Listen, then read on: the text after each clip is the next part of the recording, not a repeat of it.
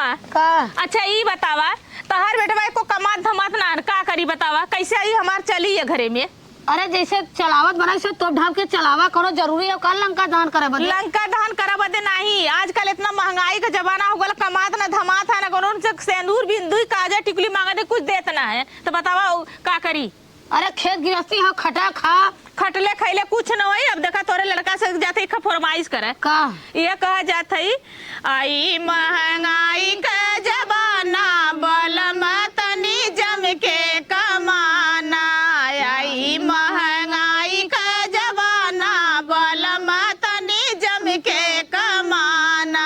सास तना मरी है ससुर तना मरी है सास तना मरी है ससुर तना मरी है। मैके में नाही ठेकाना बलम तनी जम के कमाना। मैके में नाही ठेकाना बलम तनी जम के कमाना।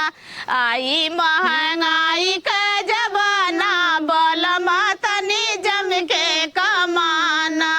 आई महंगाई का जमाना बलम तनी जम के कमाना। जेठ तना मरी है जेठान तना मरी है जेठ तना मरी है जेठान तना मरी है। मैके में नाही ठेकाना बलम तनी जम के कमाना।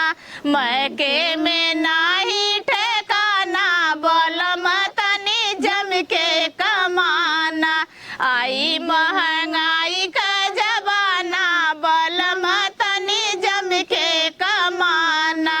आई महंगाई का जमाना बलम तनी जम के कमाना।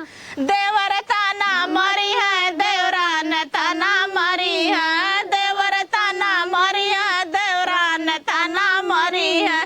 मैके में नाही ठेकाना बलम तनी जम के कमाना।